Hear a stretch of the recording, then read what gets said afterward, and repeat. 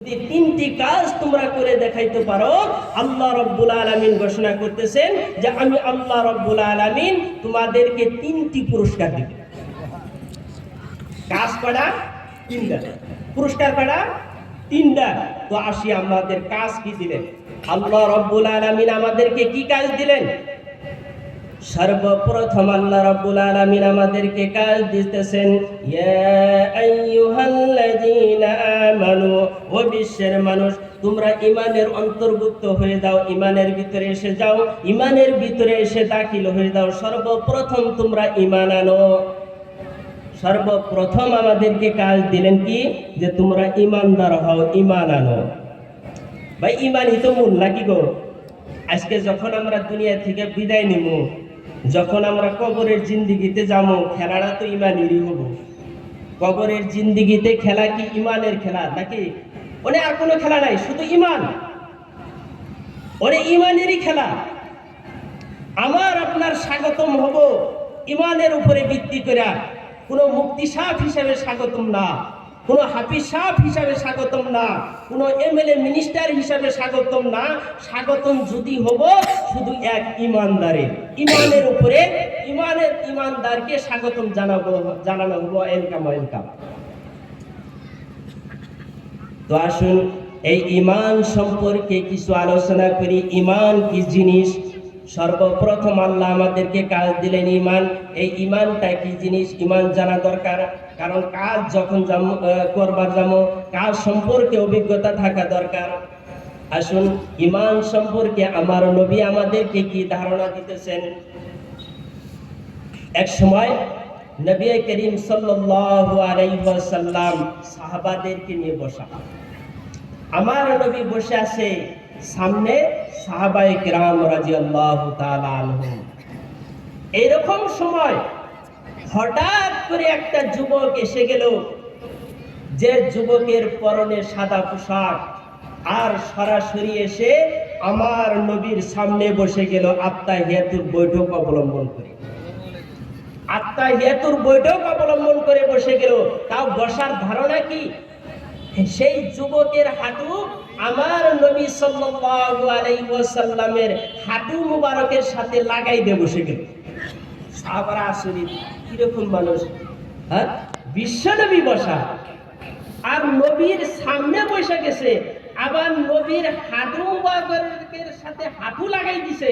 সাহাবারা আশ্চর্য, কারণ আশ্চর্য হওয়ারই কারণ কান্ডা ওইরকমই করছে। ভাই মোহতরম দোস্ত আজিজও, কিন্তু যুবক কি সাধারণ যুবক আসার? সাধারণ যুবক তো না। ওই হাদিসটাকেই বলা হয়েছে হাদিসে জিবরাইল। ওই হাদিসটাকেই হাদিসে জিবরাইল বলা হয়েছে। আর সেই যুবক ছিল হযরতে জিবরাইল আলাইহিস সালাতু ওয়াস সালাম। নবীর সামনে বসে গেছে, হাঁটু মুবারকের সাথে হাঁটু লাগাই দিছে। এইবার নবীরে প্রশ্ন করতেছে, কি প্রশ্ন?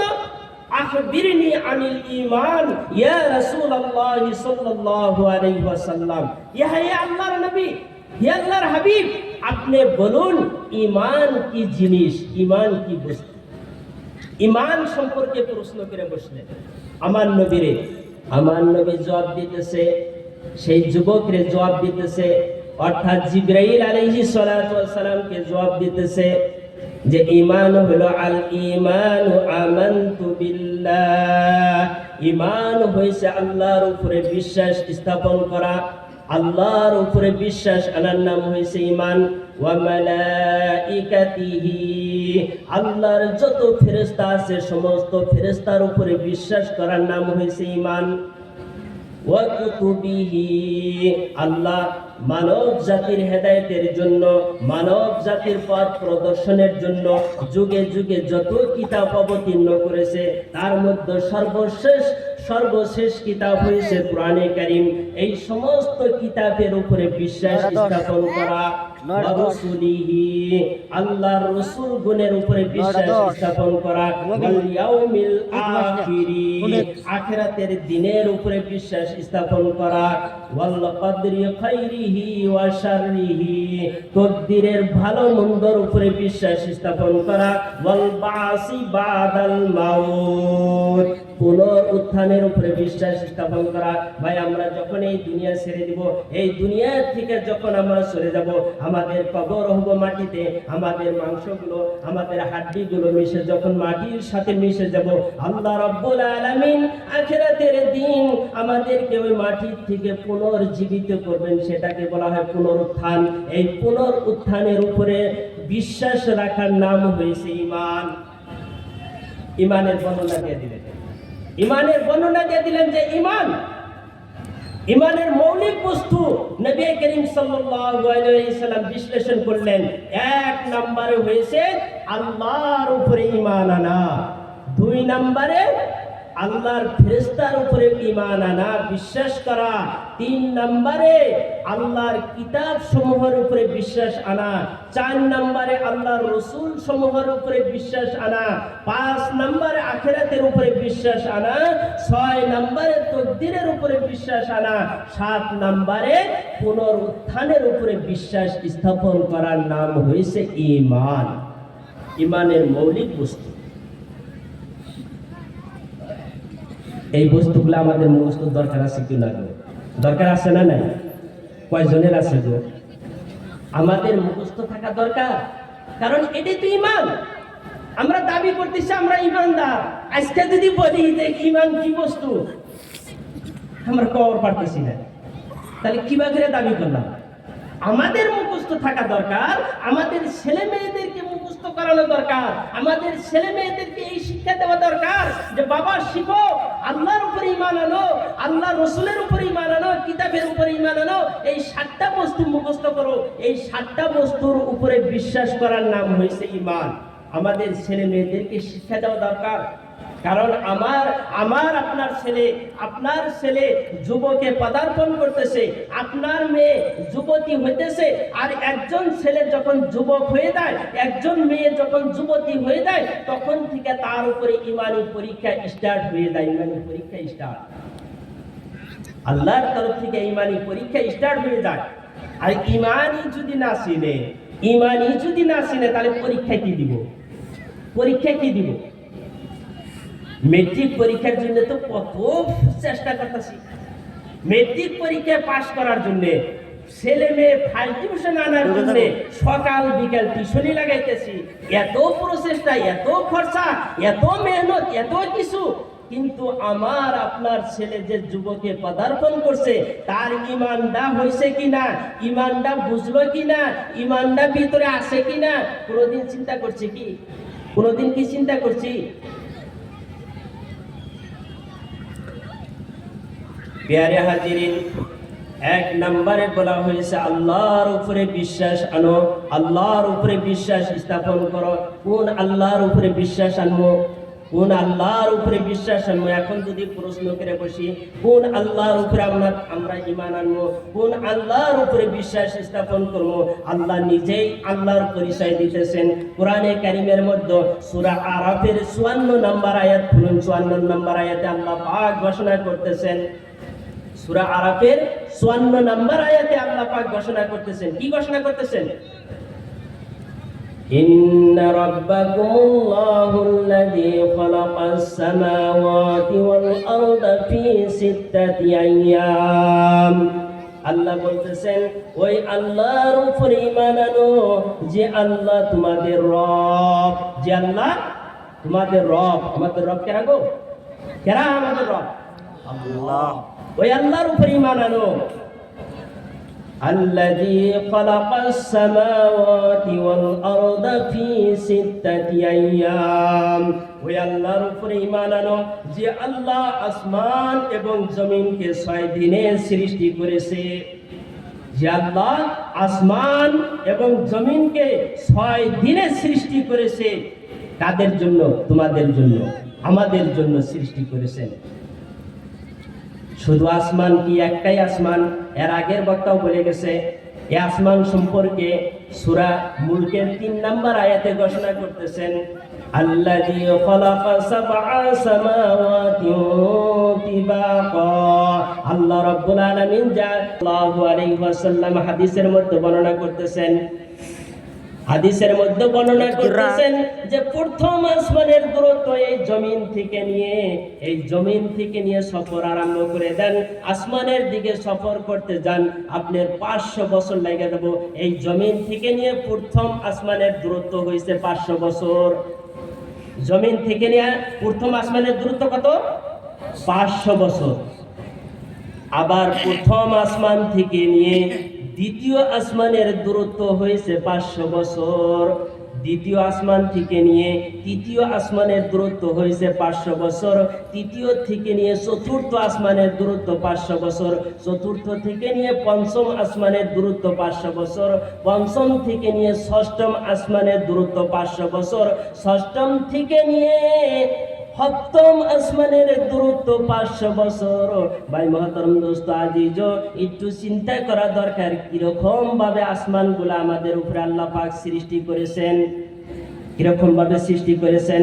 তারপর বলতেছেন যে ওই আল্লাহর উপরে ঈমান আনো, সুম্মা স্তাওয়া আলাল আরশ, যে আল্লাহ এই আসমান জমিনকে সৃষ্টি করে আল্লাহ রাব্বুল আলামিন আরশের উপরে সমবেত হয়েছে। আর আরশ বলা হয় আল্লাহ রাব্বুল আলামিনের বাদশাহী কুরসিকে। কুরসি চেয়ার, বাদশাহী চেয়ার। এখন তো আমাদের ব্রেনে এসে গেল যে হুজুর যে বসে চেয়ার তো ওইটাই, হ্যাঁ আমরা যে বসি চেয়ার তো ওইটাই। কারণ এটাই যে দেখছি, আমরা তো এই চেয়ারটাই চিনি, আমাদের ব্রেনে তো এটাই আসবো। যে বস্তু আমরা দেখি নাই, যে বস্তু আমরা চিনি না, ওটা কিভাবে আমাদের ব্রেনে ধারণা আসতে পারে? সারা বিশ্ব ভূমণ্ডল, এই সারা বিশ্ব ভূমণ্ডল, আসমান ও জমিন সব কিছু আল্লাহ রাব্বুল আলামিনের সামনে আমাদের হাতের তালু সমতুল্য। আমাদের হাতের তালু যেরকম আমাদের সামনে স্পষ্ট, সমস্ত কিছু আল্লাহ রাব্বুল আলামিনের সামনে এর চাইতে বেশি স্পষ্ট। তাহলে আল্লাহর চেয়ারটা কিরকম? তাই অতটুকের উপরে ঈমান নাই, কিবা আছে অতটুক ভাবার দরকার নাই। তারপরে আল্লাহ বলতেছেন ইউগশিল লাইলান নাহারা ইয়াতুলুবুহু আসিসা। আল্লাহ রাব্বুল আলামিন রাত এবং দিনকে ঢাকনি হিসাবে বানিয়েছেন। ঢাকনি হিসাবে বানিয়েছেন। কিবা ঢাকনি? রাতের দ্বারা আল্লাহ রাব্বুল আলামিন দিনকে ডাইকে দিতেছে, আবার দিনের দ্বারা রাতকে ডাইকে দিতেছে। ডাইকে দিতেছে না? রাতের পরে দিন আসতেছে, দিনের পরে রাত আসতেছে। এই যে আসা যাওয়া হইতেছে, রাত আর দিন যে আসা যাওয়া হইতেছে, ইয়াতলুবুহু হাসিসা, এই দুইটা শব্দ বলতেছেন যে এই আসা যাওয়া এত দ্রুত গতিতে হইতেছে, এত স্পিডে হইতেছে, ধারণার বাইরে। রাত আর দিনের আসা যাওয়া খুব স্পিডে হইতেছে। কিরকম স্পিডে? আজকে যে আমরা রাতটা পাইছি, এই রাত কি আমাদের জীবনে আর আসবো গো? এই রাত আসবো কি? কালকেই তো দিন হবো, দিনের পরেই তো রাত আসবো। কিন্তু এই রাত তো না, কালকে যে রাত আসবো ওই রাত কিন্তু এটা না। মাইনে নেন, সাপোজ আপনার জীবনে 1000 রাত আছে, 1000 রাত। আজকের রাত পার হয়ে যাব, আপনার জীবনে 999টা রাত থেকে যাব। আবার কালকের রাত যাব 998 রাত থেকে যাব। এইভাবে রাত গেতে গেতে 1-2 করে রাত গেতে গেতে আপনার জীবনে এমন একটা সময় এসে যাব, আপনার জীবনের আখিরি রাত হয়ে দাঁড়াবো। তাই হবো না? নাই একটা সময় আসবো যে ওই রাতটাই আপনার জীবনের হবো আখিরি রাত। একটা দিন এরকম আসবো, ওই দিনটাই হবো আপনার জীবনের আখিরি দিন। এই যে ঘন্টা যে পার হইতেছে, আপনার ঘন্টা, আমার আপনার জীবনে ঘন্টাও নির্ধারিত রয়েছে। এই ঘন্টা যাইতে যাইতে যাইতে যাইতে এমন একটা ঘন্টা এসে যাব, ওই ঘন্টাটা হবো আমার আপনার জীবনের শেষ ঘন্টা। আমার আপনার জীবনের মিনিটও নির্ধারিত করা হয়েছে আল্লাহর তরফ থেকে। এই যে মিনিট যাইতেছে যাইতেছে যাইতে যাইতে এমন একটা মিনিট আইসা যাব, যে মিনিটটা হবো আমার আপনার জন্য শেষ মিনিট। তাই হবো না? এই ফিল্ডে গত বছরে ইনশাআল্লাহ সভা হয়েছে, আমি তো একটু পরে গত বছরও সভা হয়েছে, আমরা উপস্থিত ছিলাম। আল্লাহ পাক আমাদেরকে তৌফিক দিয়েছিলেন। এই আছে না গো, আছে না আমাদের পরিচিত এই যে বাজারের চিরাকুটি বাজারের বাসিন্দা মরহুম শামসুল বিয়াসি সাহেব গত সভায় উপস্থিত ছিলেন। আর এই সভায় আলমে বরজকের বাসিন্দা কবরে শুয়ে আছে, এরকম অনেক ভাই আছে, তারা গত বছরে এই সভায় উপস্থিত ছিল। এই বছর আল্লাহ পাক তাদেরকে তৌফিক দেন নাই। আগামী বছরও এই জায়গায় সভা হবে ইনশাআল্লাহ। কিন্তু আমাদের তকদিরে আছে কিনা কবার শক্তি আছে গো? আছে কি? কারো কবার শক্তি নাই আমি আপনি থাকবো কিনা? তো আমার আপনার জীবনীতে, আমার আপনার জিন্দিগিতে ঘন্টাও শেষ হয়েছে, আমার আপনার জিন্দিগির মিনিটও শেষ হয়েছে। এই যে সময়ের স্পিড, এই স্পিড যে যাইতেছে, এই স্পিডকে থামানোর জন্য, এই স্পিডকে আটকাই দেওয়ার জন্য, এই স্পিডকে বন্ধ করার জন্য কারো ক্ষমতা নাই।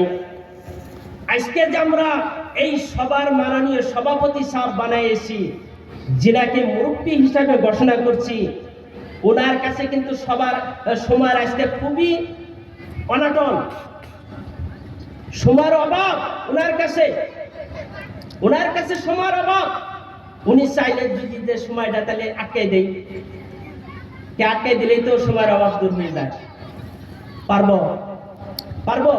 কারো ক্ষমতা আছে? এই সময়কে আটকাই দেওয়ার কারো ক্ষমতা আছে? আমার আপনার জিন্দিগিতে যে রাত দিন আসতেছে, ঘন্টার পর ঘন্টা চলে গেতেছে, মিনিটের পর মিনিট চলে গেতেছে, এটা বন্ধ করার জন্য, এটা আটকানোর জন্য আমার আপনার ক্ষমতা আছে? তো ওই আল্লাহর উপরে ঈমান আনো। আল্লাহ পাক এই আয়াতের মধ্যে আরো বলতেছেন, ওয়াশ-শামসা ওয়াল কামারা ওয়ান নুজুমা মুসাখখারাতিন বিআমরি। আল্লাহ বলতেছেন, আমি আল্লাহ রাব্বুল আলামিন সূর্যকে সৃষ্টি করেছি, আমি আল্লাহ রাব্বুল আলামিন চন্দ্রকে সৃষ্টি করেছি, আমি আল্লাহ রাব্বুল আলামিন নক্ষত্রগুলো সৃষ্টি করেছি, মুসাখখারাতিন বিআমরি। আর এই সমস্ত কিছু আমার হুকুমে ঠিক ভাবে চলে আছে। ঠিক ভাবে চলে না? চলছে না? নাই? হ্যাঁ, সূর্য যেদিন থেকে আল্লাহ পাক সূর্যকে স্টার্ট করছে, যেভাবে চলার জন্য হুকুম করছে, ঠিক ওইভাবেই চলে আছে। কোনো দিন কি গেছে আমাদের জীবনে কি আমরা দেখছি বা ইতিহাসে কি আমরা শুনছি যে সূর্য হঠাৎ করে আধা দিন থাকতেই ডুবে গেল, আধা দিন থাকতেই সূর্য ডুবে গেল, আবার হঠাৎ এইভাবে হয়ে গেল আধা রাত থাকতেই সূর্য উঠে গেল? এবং সে কি এত বছর ধরে যে চলতেছে, তার কোনো পাওয়ার, তার কোনো শক্তি, তার কোনো নীতির মধ্যে পরিবর্তন আসে না। কিসের জন্য আসে না? আমরা তো সাইকেল বানাই, আমরা তো মোটর বানাই, আমরা গাড়ি বানাই, বছর পরে কি সার্ভিস করার লাগে, মেকারের কাছে দেন লাগে, মোবিল দেন লাগে, তেল দেন লাগে, কত কিছু দেন লাগে, কিন্তু এনারে কি দেন? আঙ্গুই তো খেদমত করতেছে, সূর্য তো আমাদেরই খেদমত করতেছে, চন্দ্র তো আমাদেরই খেদমত করতেছে। আমরা কিছু দেই কি? কোনো মোবিল দেই, তেল দেই? কোনো কিছুরই দরকার নাই। কারণ আল্লাহ বলতেছেন এই সমস্ত কিছু চলতেছে আমার হুকুমে, বিআমরিহি, আমার হুকুমে। আলা লাহুল খালাকু ওয়াল আমর। এই শুনো, আল্লাহ এই শব্দটাই বলতেছেন, আলা এই শুনো, লাহুল খালাকু ওয়াল আমর, সৃষ্টি আমার, হুকুম আমার। কারণ এইগুলো সৃষ্টি করছে আমি, আর এইগুলো আমার হুকুমেই চলতেছে। কারণ এর মধ্যে কোনো ত্রুটি নাই, এর মধ্যে কোনো কমি পাবা না, কারণ আমার হুকুমেই যে চলতেছে। সৃষ্টি আল্লাহ। আমাদের কোনো অভিযোগ আছে কি? কোনো অভিযোগ আছে? অভিযোগ করলে কি কার্যকরী হব? কোনো কিছুই হব না। আল্লাহ যদি চায়, আল্লাহ যার ইচ্ছা তাই সৃষ্টি করব, আল্লাহ যার ইচ্ছা তাই পয়দা করব। আমাদের করার মতো কিছু নাই, আমাদের অভিযোগের জায়গা নাই, আমাদের কোনো কিছু করার নাই। ওই জন্য আল্লাহ পাক বলতেছেন, আমার ইচ্ছা হলে আমি তোমাদেরকে ছেলে দিব, আমার ইচ্ছা হলে আমি তোমাদেরকে মেয়ে দিব, আমার ইচ্ছা হলে ছেলে মেয়ে একটাও দিব না, এটা আমার ইচ্ছা। সূরা শূরা 50 নম্বর আয়াতে আল্লাহ পাক ঘোষণা করতেছেন, লিল্লাহি মুলকুস সামাওয়াতি ওয়াল আরদ ইয়াখলুকু মা ইয়াশা। এই কথা মাথায় রেখো। বিশ্বের মানুষকে আল্লাহ পাক এটা হুঁশিয়ার করে দিতেছে, এই কথাটা মাথায় রেখো। কি কথা? লিল্লাহি মুলকুস সামাওয়াতি ওয়াল আরদ, আসমান এবং জমিনের মালিকানা শুধু আমার। আসমান ও জমিনের মিলকিয়ত কার হাতে? আল্লাহর হাতে। আসমান জমিনের মালিক শুধু আল্লাহ। ইয়াখলুকু মা ইয়াশা, আমার যা ইচ্ছা আমি তাই সৃষ্টি করব। আমার মিলকিয়তে, আমার মালিকানায় আমার যা ইচ্ছা আমি তাই সৃষ্টি করব। তোমাদের করার মতো, তোমাদের কোনো অভিযোগ করার কোনো জায়গা নাই। ইয়াহাবু লিমান ইয়াশাউ ইনাসা, আমার যাকে ইচ্ছা হয় তাকে আমি কন্যা সন্তান দিব।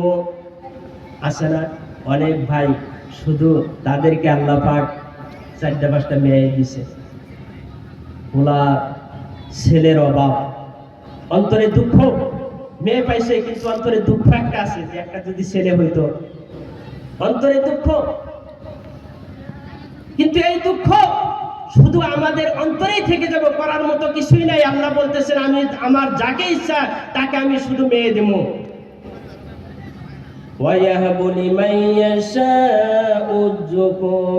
আল্লাহ বলতেছেন, আমার যাকে ইচ্ছা হয় তাকে আমি শুধু ছেলে দিব। আছে না অনেক ভাই, শুধু ছেলে দিছে।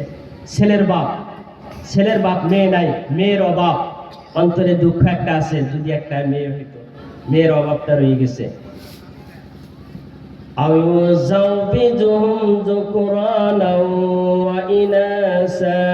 আল্লাহ বলতেছেন, আমার যাকে ইচ্ছা হয় তাকে আমি কন্যা এবং ছেলে দুইটাই দিব, সুখী বানাই দিব।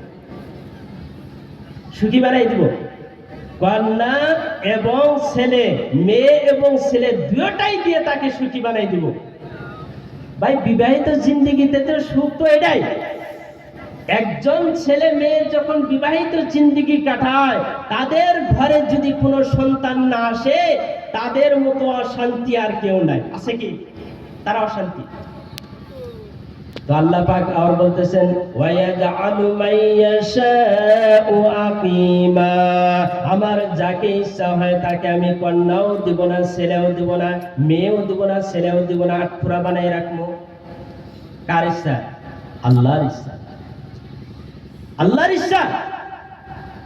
আপনার ছেলে হয়, আমার যে সমস্ত বোন এই নিয়ামত থেকে বঞ্চিত হয়ে আছেন, আল্লাহ পাক আপনাকে ছেলেও দেন নাই, মেয়েও দেন নাই, বিবাহিত জিন্দেগির অনেকটা সময় কেটে গেছে, আমাদের আপনার অন্তরে অনেক অশান্তি, অনেকটা অশান্তি। কিন্তু আপনার এই অশান্তি দূর করনেওয়ালা জাত কারা? আল্লাহ। দূর করনেওয়ালা জাত আল্লাহ। জলস্বর যদি গাই বাছুর দেয় তাতে হবো কি?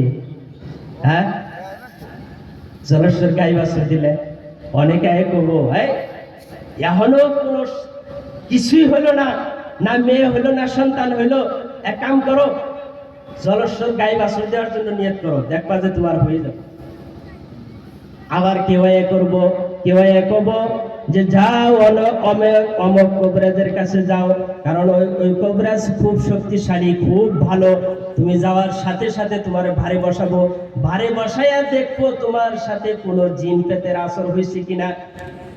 সত্যি করে যখন ওই কবিরাজের কাছে যাব, কবিরাজ বলবো, সর্বনাশ, সর্বনাশ, তোমার সাথে জিনের আসর হয়েছে, তোমার সাথে ভূতের আসর হয়েছে। তুমি যদি এক কাম করো, এই আসর ছাইরা যাব, তোমার আটফুরার নাম ঘুইসা যাব, তুমি ছেলে সন্তানের মা হইতে পারবা। যে কি করা লাগবো? অমক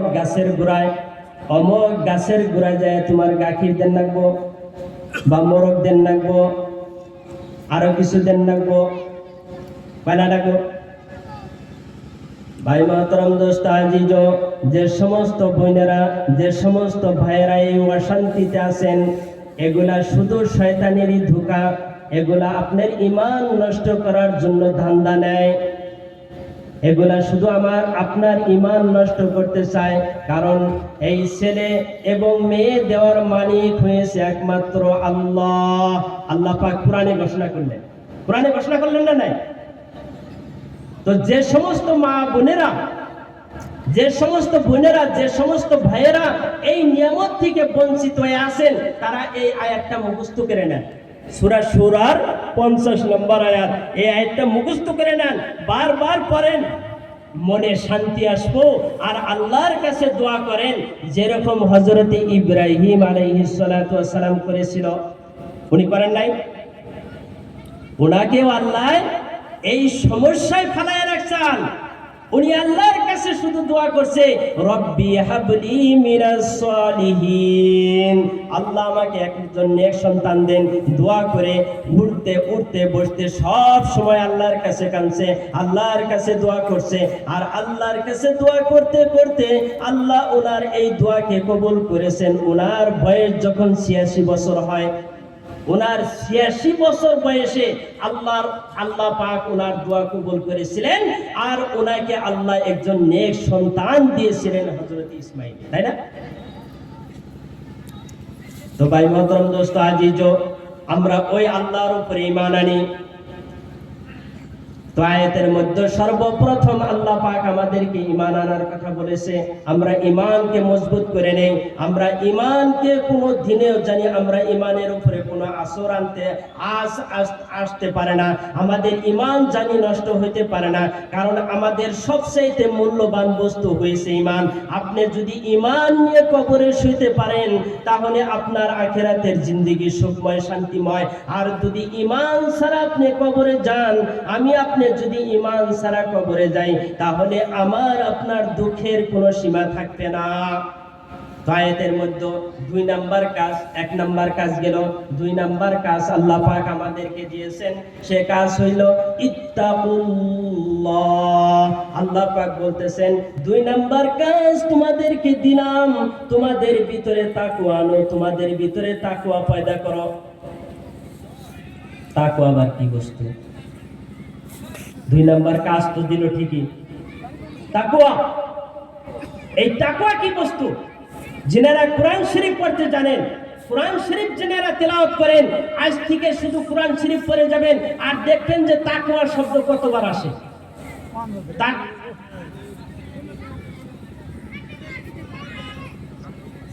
তাকওয়া শব্দ কতবার আসে? এই তাকওয়া সম্পর্কে আল্লাহ রাব্বুল আলামিন কোরআনের সর্বপ্রথমই ঘোষণা করছেন। যালিকাল, সূরা বাকারার প্রথম আয়াত, যালিকাল কিতাবু লা রাইবা ফিহি। এই আয়াতের মধ্যে আল্লাহ পাক ঘোষণা করতেছেন, এটা এরকম কিতাব, এই কিতাবের মধ্যে কোনো ভুল নাই, সন্দেহ নাই। আপনাদের কি মত? সন্দেহ আছে কি? ভুলের সন্দেহ হয় কি? কিন্তু কেউ তো আবার ভুল ধরে, আর বুঝার ভুল, আর বুঝার ভুল। কারণ 1400 বছর হয়ে গেছে, আজ পর্যন্ত কোনো ভুল নাই কোরআন শরীফে। যদি ভুল থাকতো, আমাদের ধর্ম নিয়ে বাইসা থাকা খুব টান হয়ে যেত। এরপরে এই চ্যালেঞ্জের পরেই আল্লাহ পাক বলতেছেন, হুদাল লিল মুত্তাকিন। তাকওয়া, এই কোরআনে কারীম হয়েছে মুত্তাকি, তাকওয়াওয়ালাদের জন্য পথ প্রদর্শক। এই কোরআনে কারীম কাদের জন্য পথ প্রদর্শক? যাদের ভিতরে তাকওয়া আছে, তাকওয়াওয়ালাদের জন্য পথ প্রদর্শক। এই তাকওয়া সম্পর্কে তো সংক্ষিপ্ত বলা হয়েছে। এই তাকওয়া সম্পর্কে একটু ধারণা দিয়ে দেই, একটু ধারণা। হযরত ওমর রাদিয়াল্লাহু তাআলা আনহু, হযরত ওমর রাদিয়াল্লাহু তাআলা আনহু হযরত উবাই ইবনে কাব রাদিয়াল্লাহু তাআলা আনহুকে জিজ্ঞেস করলেন, ভাই উবাই ইবনে কাব, এই যে কোরআন শরীফে যে বারবার তাকওয়া শব্দটা আনছে, যে তোমরা তাকওয়া আনো, তাকওয়া পয়দা করো, এই তাকওয়া কি জিনিস? হযরত উবাই ইবনে কাব রাদিয়াল্লাহু তাআলা আনহু বললেন, ভাই উমর, আপনি কি কাঁটাদারময় জঙ্গল রাস্তায় কি আপনি অতিবাহিত করছেন? এরকম রাস্তা, এরকম ঘন জঙ্গল, যে জঙ্গলে শুধু কাঁটা আর কাঁটা, আর ওই জঙ্গলের মধ্যে 2 পাইয়া পথ, ওই পথ দিয়ে কি আপনি গেছেন? হযরত ওমর রাদিয়াল্লাহু তাআলা আনহু বললেন, হ্যাঁ, ওইরকম পথ দিয়ে আমি অতিক্রম করছি। হযরত উবাই ইবনে কাব রাদিয়াল্লাহু তাআলা আনহু ওমরকে বললেন, ওমর, যখন ওই পথ দিয়ে তুমি অতিক্রম করেছিলা, তুমি কিভাবে অতিক্রম করছাও, কিভাবে গেছাও? হযরত উমর রাদিয়াল্লাহু তাআলা আনহু বলল যে সর্বপ্রথম আমি পরনের কাপড়গুলো গুছাই নিয়েছি, চতুর্মুখী সতর্ক অবলম্বন করেছি, একবার মাথার দিকে লক্ষ্য করেছি আমার মাথায় যেন কাঁটা না বিঁধে, একবার বায়ে লক্ষ্য করেছি হাতে যেন কাঁটা না বিঁধে, একবার ডাইনে লক্ষ্য করেছি আমার ডান দিকে যাতে কাঁটা না বিঁধে, পায়ের দিকে লক্ষ্য করেছি পায়ে যাতে কাঁটা না বিঁধে। এরকম সতর্ক অবলম্বন করে আমি ওই দুই পায়ের রাস্তা অতিক্রম করেছি। হযরত উবাই ইবনে কাব রাদিয়াল্লাহু তাআলা আনহু বললেন, ভাই ওমর, এটার নামই হয়েছে তাকওয়া, এটার নামই হয়েছে তাকওয়া। কারণ যেরকম সতর্ক অবলম্বন করে তুমি ওই কাঁটাদার জঙ্গল রাস্তায় চলেছিলা, তোমার সারাটা জিন্দেগি জন্ম থেকে নিয়ে মৃত্যু পর্যন্ত ওইরকম সতর্ক অবলম্বন করে এই পৃথিবীতে লক্ষ লক্ষ গুনাহ নামে কাঁটা রয়েছে, ওই গুনাহ নামে কাঁটা থেকে তোমাকে বাঁচাইয়া গুনাহবিহীন জিন্দেগি অতিযাপন করে গুনাহমুক্ত জিন্দেগি নিয়ে কবরে শোয়ার নাম হয়েছে তাকওয়া।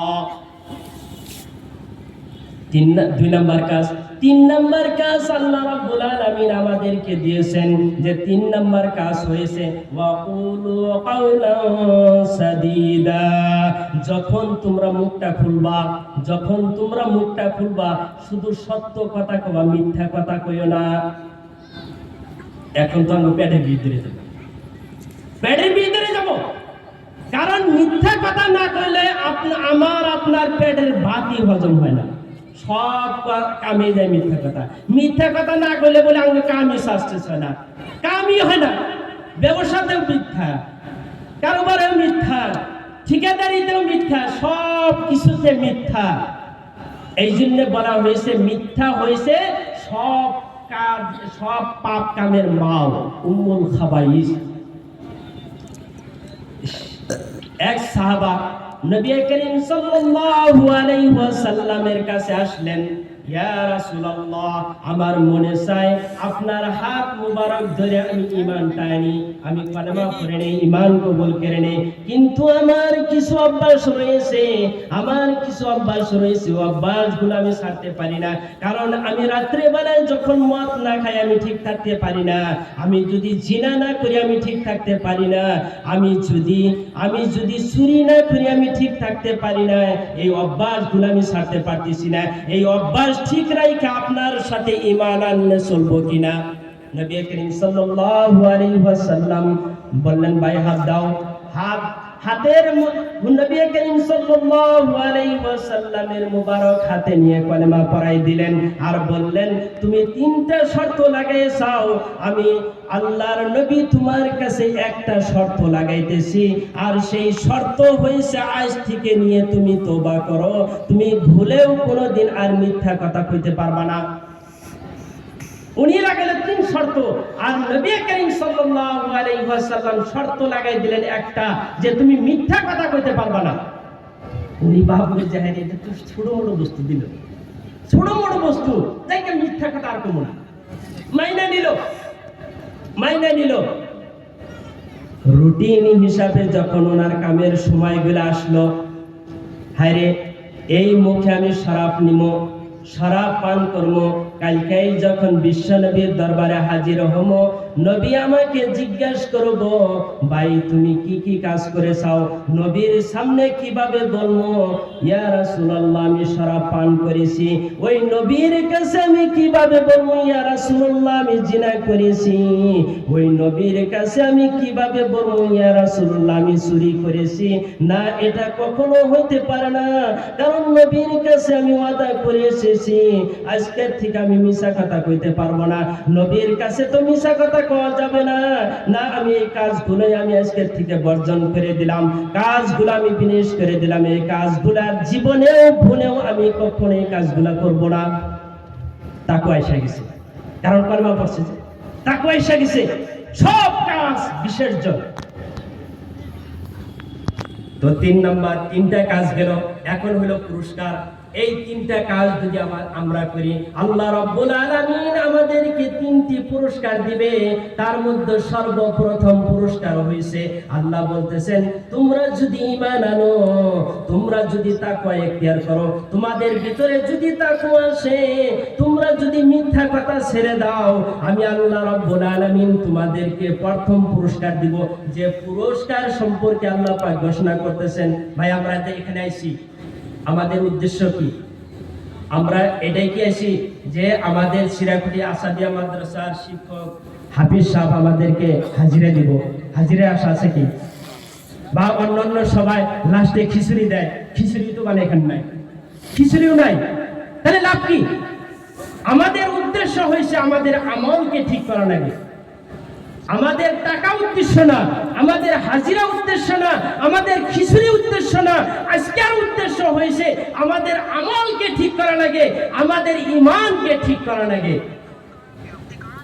মাদ্রাসায় বিশ্ববিদ্যালয়ে একটা ছাত্র 12 বছর 10 বছর লেখাপড়া করে, এই কমি মাদ্রাসা পড়লে কি চাকরি পাওয়া যায়? চাকরি দেয় কি? হ্যাঁ, সরকারি মাদ্রাসাই তো বন্ধ করে দিল, কমি মাদ্রাসার পড়ালে চাকরি দিব কি?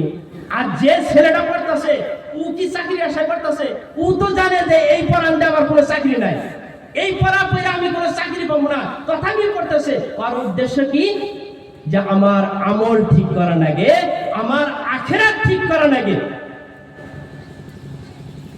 বুড়া বয়সে টুপলা টানে, 1 চিল্লা 3 চিল্লা 1 বছর লাগাই দেয়, মসজিদে মসজিদে টুপলা নিয়ে ঘুরান পারে। কিসের জন্য গো? নিজের ঘর বাড়ি বিবি বাচ্চা সংসার সবকিছু ছাইরা তারা মসজিদে মসজিদে ঘুরান পারতেছে। কিসের জন্য? নিজের আমল ঠিক করা লাগে, আমল ঠিক করা লাগে। পীরের হাত ধরছে, পীরের হাত ধইরা পীরের পিছনে পিছনে ঘুরতেছে নিজের কাজকর্ম ছাইরা। কিসের জন্য? খানকায় ঘুরতেছে। কিসের জন্য? যে আমল ঠিক করা লাগে। তো আল্লাহ পাক আমাদেরকে প্রথম পুরস্কার দিব, ওয়া ইসলিহ লাকুম আমালাকুম। আল্লাহ বলতেছেন সর্বপ্রথম পুরস্কার হয়েছে আমি আল্লাহ রাব্বুল আলামিন তোমাদের ঈমান, তোমাদের আমলগুলো আমি ঠিক করে দিব, দুরুস্ত করে দিব, ঠিক বানিয়ে দিব। 2 নাম্বার পুরস্কার হইতেছে আল্লাহ রাব্বুল আলামিন বলতেছে ওয়া ইয়াগফির লাকুম যুনুবাকুম। আল্লাহ রাব্বুল আলামিন বলতেছেন আমি তোমাদের গুনাহসমূহ maaf করে দিব। আমাদের গুনাহ আছে কিনা? আমরা কেউ বলবার পাবো যে আমাদের গুনাহ নাই? কেউ বলবার পাবো? কে গ্যারান্টি দেবো? কারো গ্যারান্টি নাই। কারণ গ্যারান্টি ছিল একমাত্র আম্বিয়া কিরাম রাদিয়াল্লাহু, আম্বিয়া কিরাম আলাইহিস সালাতু ওয়াস সালাম। উনাদেরকে আল্লাহ পাক মাসুম বানায় রাখছে, উনাদেরকে আল্লাহ পাক কোনো গুনাহতে লিপ্ত করেন না, উনারা ছিলেন মাসুম। আর দুনিয়ায় যত শ্রেণীর মানুষ আছে, চাহে ওলি আল্লাহ হয়, চাহে দরবেশ হয়, চাহে কুতুব হয়, চাহে হাফিজ হয়, চাহে মুফতি হয়, চাহে উলামা হয়, যত কিছু হয়, কিছু না কিছু গুনাহ আছে, গুনাহ হয়েই যায়। তো আল্লাহ পাক বলতেছেন 2 নাম্বার পুরস্কার হয়েছে তোমাদের গুনাহ সমূহ আমি maaf করে দেব। 3 নাম্বার পুরস্কার হয়েছে মাইয়ুতিল্লাহ ওয়া রাসূলহু ফাকাদ ফাযা ফাওজান আযীমা। যে আশা নিয়ে তোমরা এখানে বসে আছো যে আমাদের আখিরাতে আমাদের নাজাত পাওয়া লাগে, আখিরাতে আমাদের কামিয়াবি হওয়া লাগে, আল্লাহর দরবারে যে আমাদের হিসাব কিতাব হবে, ওই হিসাব কিতাবে আমাদের পাস ফলাফল লাগে। তো আল্লাহ বলতেছেন ওই দিনও আমি তোমাদেরকে পাস ফলাফল দিয়ে দিব। 3 নাম্বার পুরস্কার। তো কোরআনে কারীম আয়াতের তাফসীর শেষ, আরো সংক্ষিপ্তে শেষ করলাম। এরপরে আপনাদের সম্মুখে একটি হাদিস পড়া হয়েছিল, আর বলা যাবে কি? তো হাদিসটি সম্পর্কে কিছু একটা হাদিসটি রয়েছে عن أبي سعيد الخدري رضي الله تعالى عنه قال رسول الله صلى الله عليه وسلم من أكل طيبا وعمل في سنته وعمل الناس بوائقه دخل الجنة। এই হাদিসটি হযরতে আবু সাঈদ ইবনে খুদরি রাদিয়াল্লাহু তাআলা আনহু থেকে বর্ণিত। উনি বর্ণনা করতেছেন যে নবী করিম সাল্লাল্লাহু আলাইহি আলাইহি ওয়াসাল্লামের মুখ থেকে শুনেছি, নবী করিম সাল্লাল্লাহু আলাইহি ওয়াসাল্লাম বলছেন যে তোমাদেরকে তিনটি কাজ দেওয়া হয়েছে। এই হাদিসের মধ্যেও তিনটি কাজ রয়েছে। এই তিনটি কাজ যদি তোমরা করে দেখাইতে পারো, ইনশাআল্লাহ দাখালাল জান্নাহ, তোমরা জান্নাতে দাখিল হয়ে যাবা, জান্নাতে প্রবেশ করবা। তো কাজগুলা একটু পরে বয়ান করি। হাদিসের লাস্টের অংশটা এই যখন এই কাজের কথা বললেন, তিনটি কাজের কথা বললেন, সাহাবা একজন খাড়াই গেল একজন, ইয়া রাসূলুল্লাহ, قال يا رسول الله صلى الله عليه وسلم ان هذا اليوم في الناس لكثير, যে আপনি যে তিনটা কাজের কথা বলতেছেন, এই তিনটা কাজ করনেওয়ালা তো অনেক মানুষ, সবার মধ্যে আছে তিনটা কাজ। আমার নবী করিম সাল্লাল্লাহু আলাইহি ওয়াসাল্লাম বললেন, ক্বালা ফাসায়াকুনু ফি কুরুনিন বাদি, সাহাবা তোমার কথা সত্য, কারণ এই তিনটা কাজ করনেওয়ালা মানুষ এখন অনেক রয়েছে, কিন্তু আমি যে কথা কইছি, এই তিনটা কাজ এমন একটা সময় আসবে পাওয়া খুব জটিল হয়ে যাবে। মনে হয় আমাদের সমাজের কথা কইছে। আমার নবী যে হয়ে গেছে যে পরে আসবো, এই সময়টা পরে আসবো, যে এই তিনটা কাজ করনেওয়ালা মানুষ পাওয়া যাবে না, খুব কঠিন হবো পাওয়াটা। মনে হয় ওই জামানাটাই এই জামানা। আসুন তিনটা কাজ কি বলছেন। মান আকালা তাইয়্যিবা, ওই ব্যক্তি যে হালাল উপার্জন করে হালাল ভক্ষণ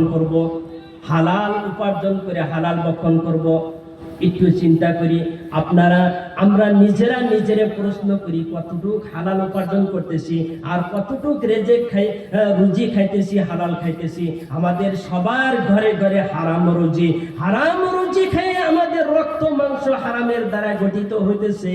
আর এই হারাম রক্ত মাংস দ্বারাই আমরা আল্লাহর কাছে হাত উঠাইতেছি, আল্লাহর কাছে দোয়া করতেছি। ওই দোয়া কিভাবে কবুল হয়?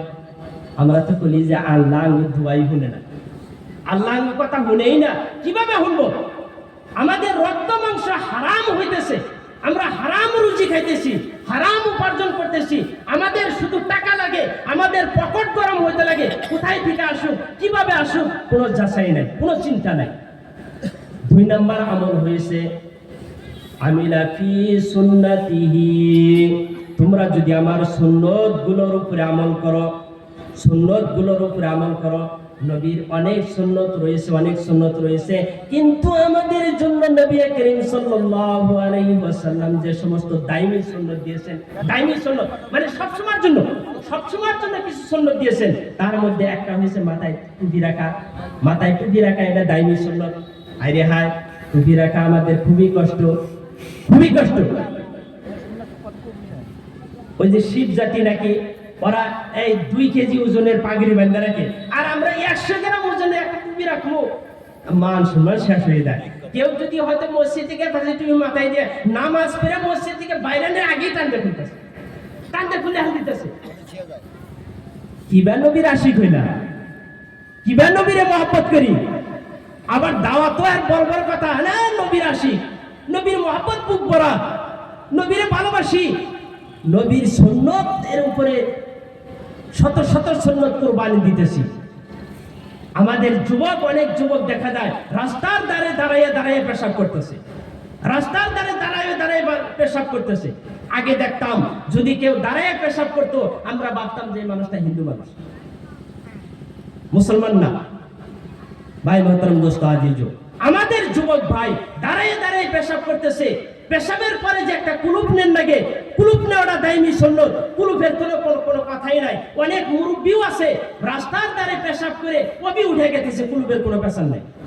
ভাই মোহতারাম দোস্ত আজিজ, আপনি যে কুলুপ করতেছেন না, পেশাব করার পরে যে কুলুপ করা হইতেছে না, পেশাবের ফুটা আপনার কাপড়ে লাগতেছে, আপনার শরীরে লাগতেছে, সারাটা দিন রাত 24 ঘন্টা আপনি অপবিত্র হইতেছেন। আর ওই অবস্থায় যদি হযরতে জিবরাইল আলাইহি, হযরতে আজরাইল আলাইহিস সালাতু ওয়াস সালাম আপনার কাছে আসে যায়, বল আপনার মৃত্যুটা ইমানি হালাতে হবে কি? ইমানি হালাতে হবে। সুন্নত তো নবীর ভালোবাসা দিতে হলে, নবীরে